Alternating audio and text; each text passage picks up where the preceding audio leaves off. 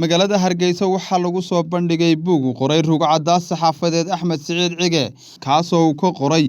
waxyaabihii uu soo joogay muddadii 40 sano ee uu ku soo jiray saxaafadda iyo sidoo kale taariikh nololeedkiisa madasha buugani lagu soo bandhigay oo ka soo qayb galeen badiba haldoorka Soomaaliland iyo sidoo kale mas'uuliyiin ka socotay xukuumadda Soomaaliland oo horkacaya madaxweyne ku-xigeenka Soomaaliland Cabdiraxmaan Cabdilaahi Ismaaciil Saylici mas'uuliyiinta ugu sarsareysa xisbiyada mucaaradka ee wadani iyo UCID iyo sidoo kale dadweyne tiro badan oo daneynaya ka soo qaybgalka buugani la warjire ee uu qoray rugcadaas saxaafadeed Axmed Siciid Cige ayaa waxa halkaasi hadal ka jeediyay qoraaga buugani wariye Axmed Siciid Cige waxaanu ka hadlay ahmiyadda uu leeyahay buugani iyo waxyaabaha ku kalifay inuu buugani qoro iyo nuxurka ku duugan buugani wixii anigu aan u soo joogay مثلا راديو مقدشة وكله وفي الخاص رومانتي بيني وآه محمد سياد الرؤى تاعي مكان ميكروفون كان هي مندوبة هي وسيبريرا هو عباري هذا تحرير بركة حماده وحكم إذا انقلاب في 9 أبريل وصبح وقع لها وحكم إذا إبراهيم محمد الحمدي وأن لسعودي 1976 ويمي مركز صومالي مقدشة وإيه ومدحوينه يمن وغوين مع المكبع إنه وقت ما نقصر عيان وقت شنطله وإنتوا بدروك علي حفيز إستيتور فلا مكتورين قبل إيه قاطع وقتي وحياة بدل كريدي واحد بيسا فتبلا ومغشين وضنا وحبضنا وكله يا كريدي دولتان حتى ما كنت ضمن مصور الله وقت دبلوماسية محكمة داسي سيدا يعني حسوق الجزيرة وتسقال بوليس كي يكوشيرين عم سعيد لي إذا قال لنا غير ده يتكلمش أو مرن مركزنا موجود بيني يوسف عبد الله الرابع يذكر على الشيخ عبد الله يوم حريصته عبد الله حسن فضل الصوم وجوجلنا أي بدأتنا حفلة طبقابية أو بارتنا وده كانوا السفارة بيشغلين ثم محكمة دلفتنا سيدا لوج قال ولا شيء كي يعني قال يعني ديارنا مركز بنا كل كمان قاعدين نقدر ولا ميل سيستمتعنا لو شيء كي وحبنا مركز ما نقول قدر كذي وحي أنا قال سجوا قبيلة ما هذا وحسوا قادر يمر بستبا مركز معين على قبره كل اللي يوم عرفته يا محمد هذا الشيء ما بحبه ووزير ورفاقتها اخترع عن وكان كذا دار الجلسة وحلحنا عمر حاجة مصلى وديسنا لبضوا مريحان هاي ageestoodana waxaa halkaasi ka hadal ka jeeriyay qaar ka mid ah dadkii soo akhriyay buugani iyo sidoo kale dad ay soo wada shaqeeyeen oo isugu jiray wariyayaal iyo siyaasiyiin Axmed Siciid Cige aqoon dheer u leh ayaa halkaasi hadal ka jeediyay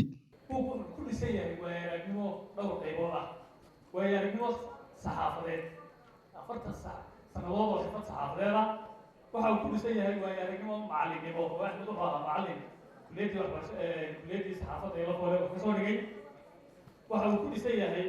weerarnimo diblomaasiyadeed oo wasaaradda arrimaha dibadda uu ka soo shaqeeyay wuxuu ku dhisay yahay weerarnimo siyaasadeed oo goobjoog u ahaa siyaasadda Soomaalida inta 40 sano uu shaqeeyay iyo weerarnimo qofeed oo ah qof kasta uu gaarkiisa u leeyahay intaas oo weerarnimo ayaa buugga ugu tagaysa oo buuggu ku dhisay yahay Axmed markuu kulliyadda saxaafadda macallinka ahaa waxa loo xushay inuu noqdo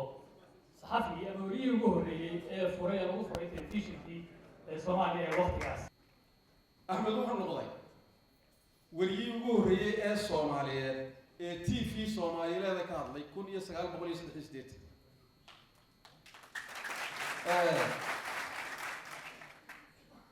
وحيلا أنا بوجا واحد روتي واحد بدل الشغل ده أنا هيستي. أيوة يصحى. وحكم ذا.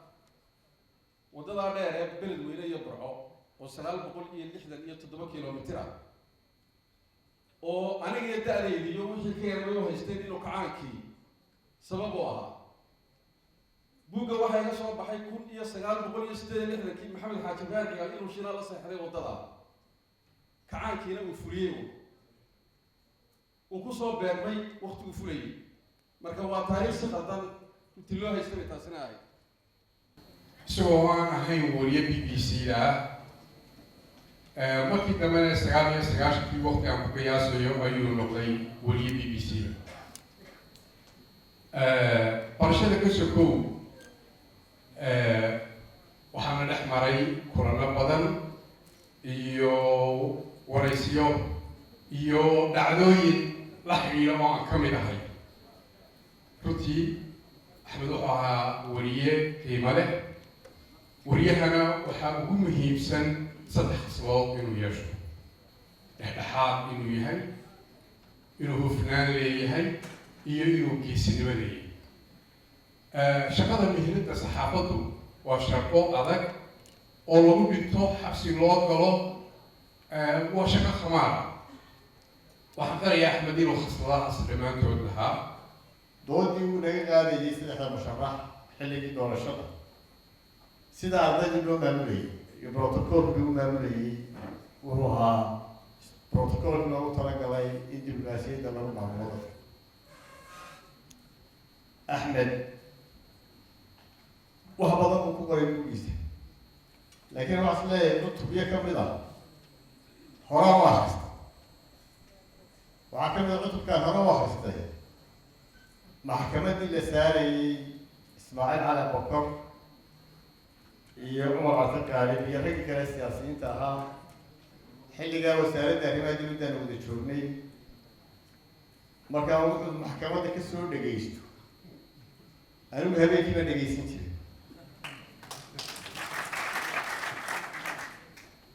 waxaa kaloo runtii axmed aada ugu xasuustaa dhacdadii shir guddoonkii aan ka midkaa lagu dooranayay iyo siduu maalinta microfoonka ula dhex qaadayay xildhibaanadii iyo ciidankii eryanayay isaga waxaan is leeyahay waa runtii oo documentariga uu sameeyey ee lifeka loo sii daynayay wax badan buu dadka u bayaamiyey oo aan markii hore bayaanahay axmed waxa weeye waa shaksiyaad gaar ah oo inagu yar noociisu haddaynu axmed boqol axmeda leenahay inta wax ka qurux badnaanaya axmed waxaan bartay alxamdulilah rabbil caalamiin markuu ahaa wasaaradda arrimaha dibadda eeduqusaan bartay markii haddanku socday dadkusa jeclaa ee duryada lahaa ayaan warkiisa sii jiray maxaa soo kordhay oran jirnay markii wixii ka waxayd markii aan gudda nabadda ahaa ayaan kula kulmay halkan alxamdulilah rabbil caalamiin ilaa iyo haddana waa kaa ilaahay cimri isku haysan oo wada joognaa axmed in badan horta buuggiisu waa dee waa taariikho waa witness barnaamijkan witness layaa kalo maxaad usoo joogtay miiran baa wey waana u baahan yahay in la faafiyo horta anigu boqol baan iibsanaya ajaa la yidhaaho wuxuu ahaa ninku caan baxay dhexdhexaadnimo iyo sida uu wararka u sheegay dadka uu sheegayo ninkaas wuxuu lahaa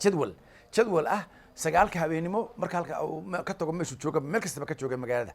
sadaanu shaqo lahayn 9 habeenimo waa inuu gurigiisa joogo oo BBC-da ku dhageystaa ugu dambeynna waxaa munaasabada soo xidhay madaxweyne ku-xigeenka Soomaaliland Cabdiraxmaan Cabdilaahi Ismaaciil Saylici kana hadlay ahmiyadda uu buuggani leeyahay anuu ku qaybnaa intaan ku jiray muddada siyaasadda runtii oo isdhaxay muddooyinka soo gashay siyaasadda waqtigan soo gaadhay heer qaran iyo heer iyo marka waqtigan gobol joogayba ayaan isdhaxay intaaba la socotay ama dhagaysigiisa uu matalay Soomaaliland weli Soomaaliland matalay runtii aad iyo aad baan ugu hambalyeynaya runtii inuu qor weyn oo faa'iido weyn u leh jiilka soo kacaya oo wax badan oo wanaagsan kaga daydaan ah waxaan saqirayaa miinad kasta nolosha qaybaha nin walba oo kaga jiro waxaan qirayaa inuu ninkaama walaalkeen maxamed saciid axmed saciid cige uu miinadiisa akhlaaqaad ku darsaday akhlaaqad wanaag oo ku dheeryahay wariyaasha inta badan iyadoo guud ahaan moodo ragga geyiga Soomaaliland ka tegay ee ka shaqayn jiray idaacadda BBC-da in si gaar loo xoreeyo runtii raggaan kala dhicin oo akhlaaqyaadkooda iyo Soomaaligooda isay wadda wax u gudbinayeen runtii aad iyo aad aan la heli karin kii saddexaad wixii aan sicid waxa uu sheegay laba martaba kii barasta marka runtii qiimo weyn baan hayaa wariyaasheena axmed saciid qiimo gaara oo loo arkaa runtii inuu diinadiisaasi ku darsaday akhlaaqad wanaag Axmed Khalid Farax, Telefishinka Real, Hargeysa.